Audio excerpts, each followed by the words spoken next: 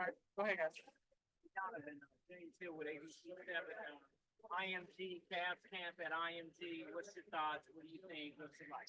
Man, this place is incredible, to be honest. For us to come down here and, for IMG to be so welcoming, as they have been, we appreciate it. This is an amazing facility. And apparently I just found out this morning, this is only half of campus this side. So, for high school kids and kids here and the kids that come here, I mean, I went to Brewster Academy, so I'm always going to pump them first, I'm saying, over IMG. But, if you don't go to Brewster, I mean, this is not the best spot to go to school. Well, to the playoffs last year, second round, you got to bring back continuity. What do you see in this camp and these guys going forward? Yeah, internal development. I think that's what, not quote unquote not making any moves, really showed out your back. I think we believe in our group. I believe in us.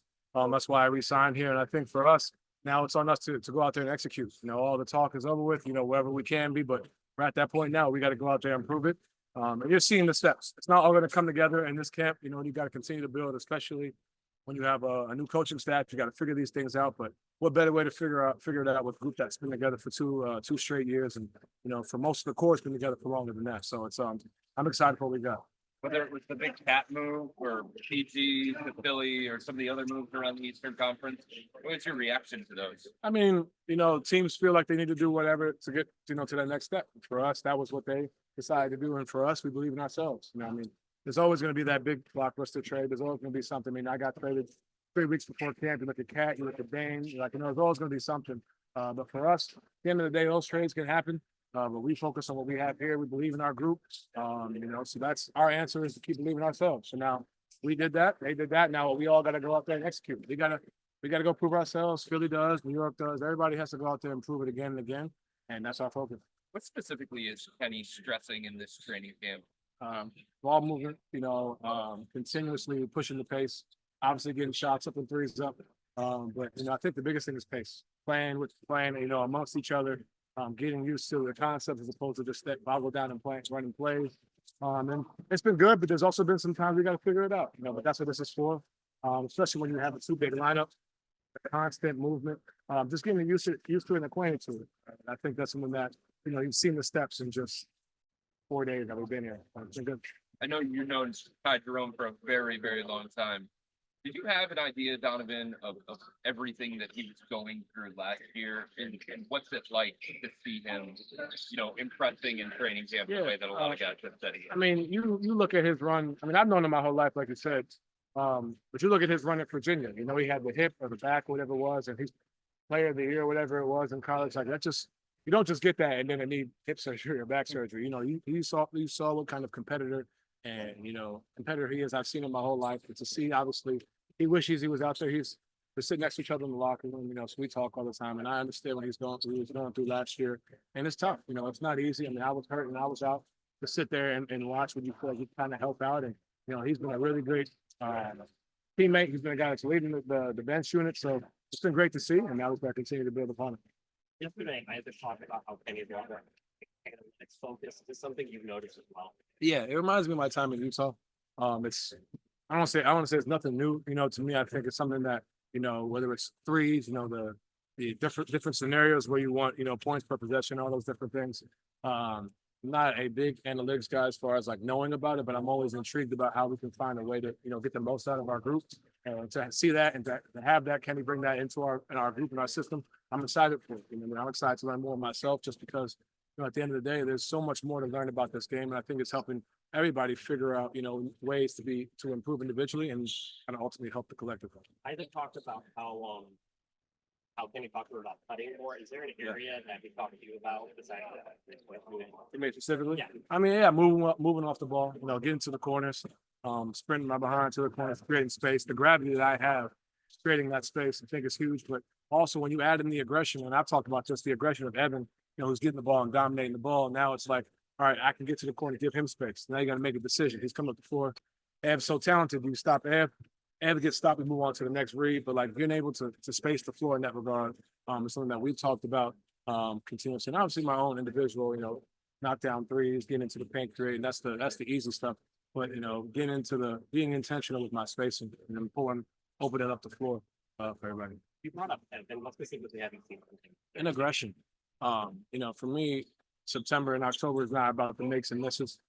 He's made shots, don't get me wrong, but I couldn't care if he missed all the shots. There's just a level of aggression that you see with Evan. That's what I like, being able to, he takes a bump. It's not, oh, I'm going to the next play. It's like, takes a bump, all right, bet. Reset, kind of get to an attack mode and not just putting your head down and scoring, but being aggressive as far as getting to the paint and creating something that I don't say we haven't seen, but we saw it in spurts, but now it's a continuous thing. Since the day I saw him when we had team camp in New York. It's been consistent. Now the biggest thing is we're doing it now, do it again and again and again, and that's something that I've talked to Ev about multiple times throughout the season. I've challenged him on it. You know what I mean? I think the biggest thing now is season that year where it's like, all right, come on, and I think he feels that and understands that, and I'm excited for him. How much do you feel yourself challenging Evan? Oh, I make it a point, to be honest, just because I think he understands, but I understand how important he's gonna be to our success. We obviously have myself, Darius, J.A., Karis, everybody, Max, but like Evans, that's a position that we really haven't unlocked, and I think that's something that he's starting to understand, starting to mature in this game and figure out. And it's not all gonna just happen right away. There's gonna be success, there's gonna be failures in that process, but that's what this is for: continuing to build and continue to learn, and that's what internal development is. That's well fair for that course of agency, that long grind. How beneficial is this experience for IMG having to be together and being away from Ohio, because the season's long and those dog days of the season will come. You feel that being here will be a beneficial part of the season that you all go on? Yeah, I think so. I think it's just one of those moments, like even coming to camp early. That's why I made it a point for the group to come to Cleveland a month early, just because you spend that time, you build that chemistry, and we already have chemistry, but just be able to learn these habits, build these on the court habits, and then coming down here. Now it's off the court. We have great 3 days of practice. We're playing Xbox for 4 hours straight. Like, what I'm saying? Like, just continuing. Those are the moments you want to curate, especially early. Because like you said, when we get to those dog days, I need to know that we can have each other's back. I need to have that trust. This is a great idea. I've done this in my time in Utah. So be able to come down here as a group, be together. It's a sacrifice, obviously, being away from families, but like that's what you need in order to continue to be the best. That has become a home for you. So what is it about the city and team that makes you commit to staying here long term? It's a feeling. I feel like first and foremost, I think, when you go somewhere, and I think we all can speak to this, when you have a home, you feel like you can relax, you feel at peace. Obviously on the floor, I mean, it speaks for itself. The trust, the continued growth that we have on the floor, the success we've had, even the failures bring you like this closer to as a group. But as a city, as a team, as an organization, you just feel like someplace where you need to be, and where I want to be. And I feel like that's something that was really stuck out to me. It's just a feeling, it's one of those things that you can describe, but I think we all know what that feeling is when you feel like something is home, and it was a no-brainer for me. You guys put the split action in that? Yeah.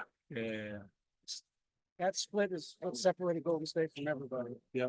And I was wondering what you think you'll be able to do off that action. I think it's just a lot of indecision. You got Ev, even J.A., Ev at the elbow, those guys at the elbow. If you want to overplay myself, Darius, Max, Karis, Dean, whoever, Sam, now it's like, all right, you overplay that. Now it's an elbow one-on-one matchup. You know what I mean? With those guys continuously being aggressive. And that's what I mean when I say Ev continually being aggressive.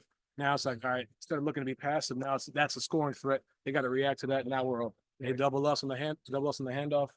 Ev in the pocket making plays, or Jay's in the pocket making plays. So that's the biggest thing. And like I said, it's early. We're just introducing all this, but we got a group that's continuing to build and continuing to learn. With being kind of more free to do more stuff, step up screens, things for you. Are there things that you're like, For me, or like I'm setting for you're me? set? Yeah. I think I try not to have it as me as much, just because typically I have the better defender on me. But if DG's at the one, he has a smaller defender, so you kind of have him setting those, creating those indecisions. I'm playing on the wing using my gravity. And even if I do have a guy in that situation, I'm slipping out, I'm setting, or it's a handoff, and we're playing a 2-man game. And then Evan and Max have a phenomenal 2-man game that, I think he can really develop more. And then obviously 2-man game myself and JA has been, really good since I've been here. So just doubling down on that. But, with Evan, there's a lot that's unlocked. I know we've all talked about it and spoke about it, but we all feel it and we see it. And, as we continue to go to the regular season, I think you'll see it more and more. Yesterday, Sam said that obviously you guys are learning from the new staff. but they're also learning from you. Yeah. Do you find that to be the case? Yeah, I think, especially on the defensive side, we have a team that, really boggled down defensively, made it tough on teams on a night-to-night basis. And I think that's first and foremost, where it starts, obviously. Whether it's getting back in transition, creating that wall, sending them to the bigs, helping our bigs. Those are the things that really going to take us to that next level. And I think, that's what being, the staff that we have, that makes it unique, I think, for us, just to continue to learn from them, but learn from us. That makes us that special. That builds trust. That builds that chemistry. And you're seeing that with what we have. One of the only new guys in camp is Jalen, rookie, but you've been your impression. He's been phenomenal. I didn't know much about his game. I have a group chat, one of my friends, and he was telling me like, yo, he's somebody to watch out for. I make the joke that he DM'd me in like February last year, and then I responded back and he didn't say anything back to me. So that was my first impression. It just left me on red, but it's all good. That's my guy, man. He's been phenomenal. I think I saw him say something about him being like Caleb Martin and Josh Hart. Like the way he's playing, man, it's exactly that. Little things, cutting, setting screens, stuff that, I don't necessarily see out of college players, coming right out of college, not necessarily looking for his shot or always dominating the ball, doing winning plays. And that's what's going to get him out there on the floor. And I got a lot of respect for that. He does whatever it takes, but he's been phenomenal out the gate. Ethan. Ethan. Donovan, it's well documented that your new partnership with Prisoner Wine Company. Can you talk a little bit about why that was a situation that you felt like now was the time to be able to do that? Yeah, I mean, first and foremost, when I partner with the brand, it's something that aligns with my beliefs, something that's near and dear to me. I'm a big believer in education. It's in the name Prisoner. They donate, and help fund, prison reform and education in prison, being able to teach. I think that's something that was near and dear to me. And I think now is the perfect time just because, to be honest, the past 3 years, it's been a lot of helter-skelter. It's been a lot of off-the-season stuff. And I think now, I've kind of had this off-season where I'm just being able to sit with myself. I keep talking about it all the time, but like I know where I'm going to be. I don't think people understand the importance of that. And now you kind of be able to just live your life and have an understanding of what's going on and being able to take, I don't want to say grow up because I'm not a child, but like, take your partnerships to another level. And with a brand like that, that emphasizes, like I said, prison reform and education, that speaks to me and what I'm about. But it also makes fantastic wine, which I probably have a glass of tonight. So I'm excited to continue to build on it. But yeah, this was the summer for it, and I look to continue to do it each year. Obviously, you created your own wine and all those things, but how do you envision contributing to the company's strategic goals as well as just growing your brand with their representation as well? Yeah, I think it starts with obviously, I mean, the donations, the monetary, but I think the biggest thing is time. Being able to take my next step. All right, we're giving money, we're bringing awareness, but now I'm a big believer in showing up. I'm a big believer in being there and being face to face. So if that's necessarily going, to certain prisons and talking about education, going to Prisoner Wine and continue, like you said, to make my own wine, which I don't know how good it is yet. I mean, I'll leave that for y'all, and I'll probably bring it around for everybody to try. I think it's fantastic. So make sure you guys go get it when it comes out.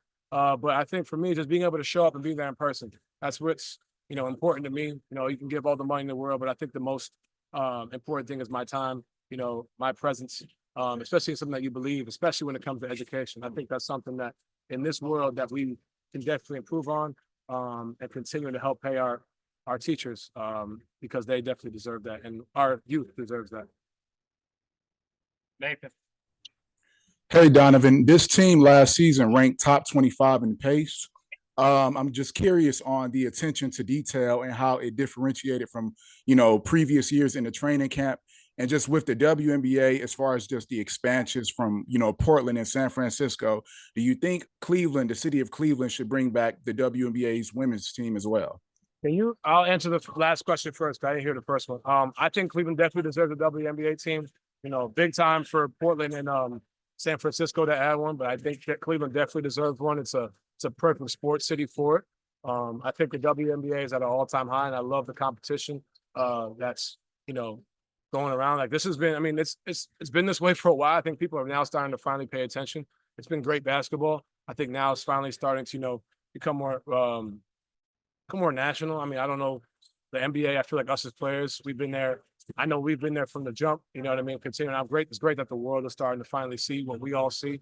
But I think as far as expansion, I think Cleveland definitely deserves the team. I would love to be a part of that for sure if that ever happens. And then I didn't hear your first question as much. I heard you say we're top 25 in pace. Yeah, you were top 20. Yeah, you were top. The team last season was top 25 in pace, and I just wanted to know about how does the attention to detail in this training camp differentiate from the past seasons in training camp with you as a player? I think this is a lot more methodical. When you have the same group, it's not so much learning each other. It's more about learning the right ways to kind of get into these actions.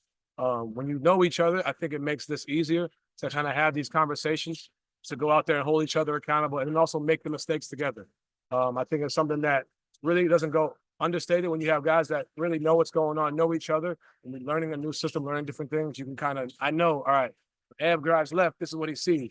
Right, wrong, or indifferent, this is what he sees. I could teach him, all right, but this is where it needs to be. And vice versa. You know, if I'm driving, I leave my feet, like, no, I need to be able to play off 2 feet, find Eb on the lob, find Max on the slide to the corner. Like, those are the things that we can talk about, communicate about. And when you have a group that knows each other, there's a tendencies and all those different things you recognize and you're able to correct.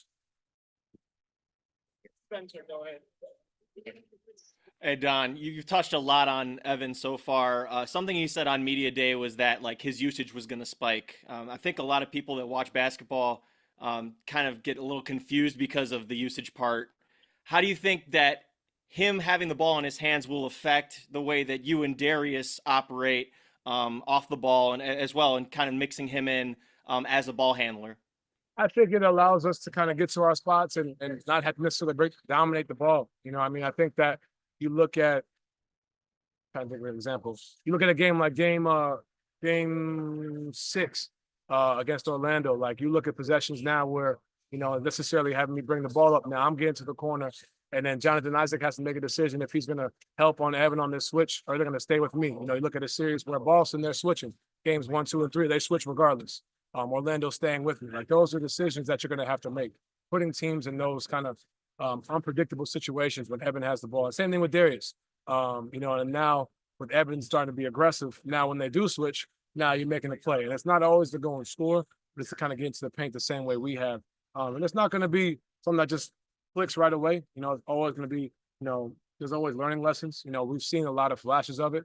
But like I said, this is really, I want to say his first time since I've known Ev since high school.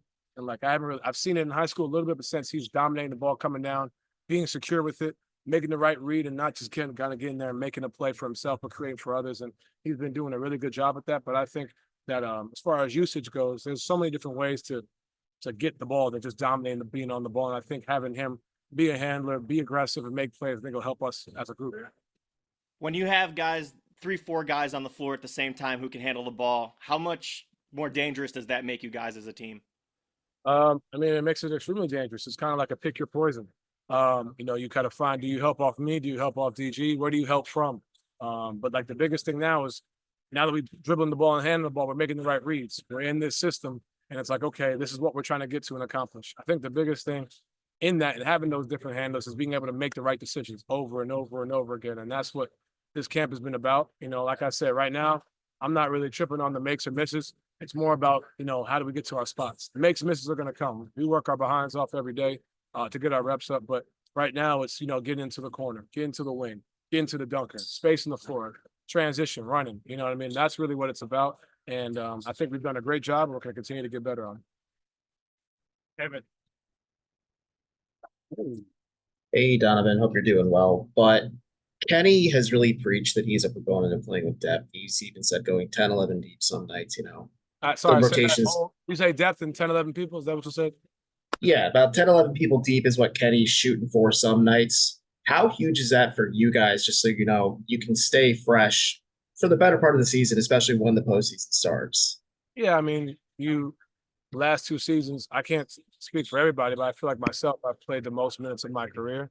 I think definitely being able to kind of not necessarily have a major dip in that, but being able to use our depth early on. So as the season progresses, we're fresh, like you said.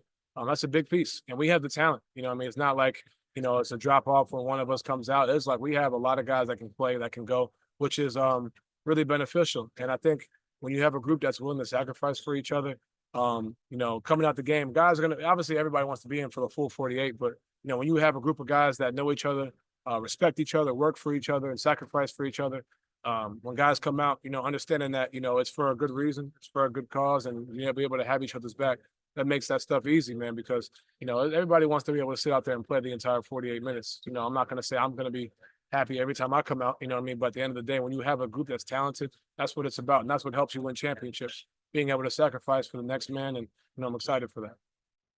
And since you guys have so much continuity and just chemistry already, does it make it easier to have those conversations, or maybe like the frustrations aren't like, you know, like you said, you wanted to play the full 48, but like you're not happy if you come out at sometimes, but just knowing like, hey, these guys have your back and everyone has the same goal, the same mentality at the end of the day, that it just makes it easier just to kind of maybe swallow a little bit of that frustration and let it roll off your back. Yeah, I mean, like you said, it starts with the conversations, and that's what, you know, bringing the same group back allowed you to have. You kind of skip a step essentially, you know, because we already have that base covered. You know, when you know each other, that's like a step. You know, even when I came to Cleveland the first time, like you had to get to know everybody. You had to get to know DG, JA, Lamar, Ev, like, you know what I mean, Dean, like everybody.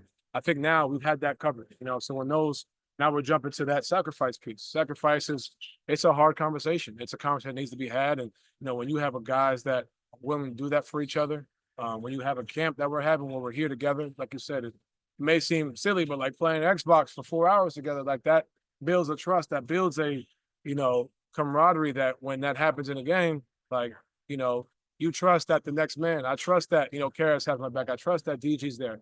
Sam trusts Ty. Ty trusts Craig. Like, you know what I mean? It goes top to bottom. But like, you know, at the end of the day, you have to be able to trust each other. We can't go anywhere if we don't trust. And I think we have a group that really does trust each other. And I think that's what helps bringing the same group back and get into it. All right, anything else on this here? Donovan, please, the Bulls come by on Tuesday, it's preseason, but how do you look at that? Get out and run a few steps, like, what do you see on Tuesday? Another team, thankfully. You know, we're playing against each other for a month already. You know, but I think it's just it's a step. This has been step one, or step one was going to Cleveland early. Step two, coming here, you know, continue to build, and this is part of step two. You know, like that's the biggest thing, is building those habits. You know, everybody says it's the preseason.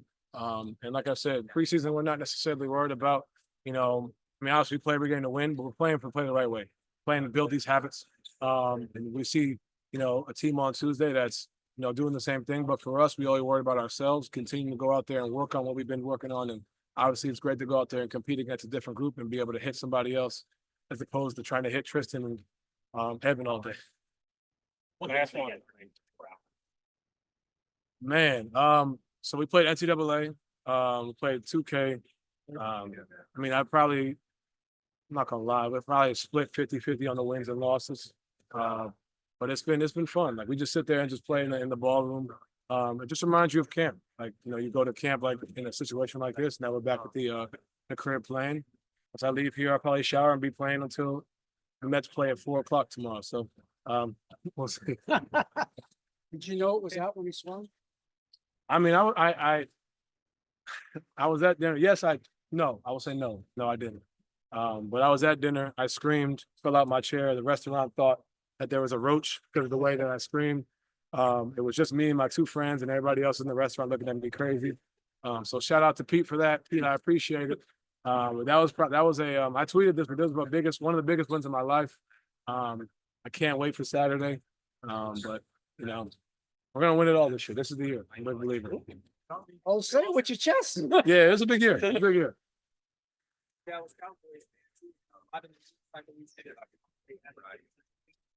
Yeah. I mean, I would love to. But we've also had a lot of injuries. You know what I'm saying? So, I still believe. I'm always gonna believe. But I mean, if we get Devante, if you see this, man, I know you love Aaron Rodgers. I know you love the Jets and all that, but like, why not? You know what I'm saying? Why not? That's my little pitch. I ain't got nothing to donate as far as the contract goes. I know you're not making what you should make. I've seen it on the stuff, but you know, Jerry will take care of that. So please come down and it'd be great. Let's go wrap.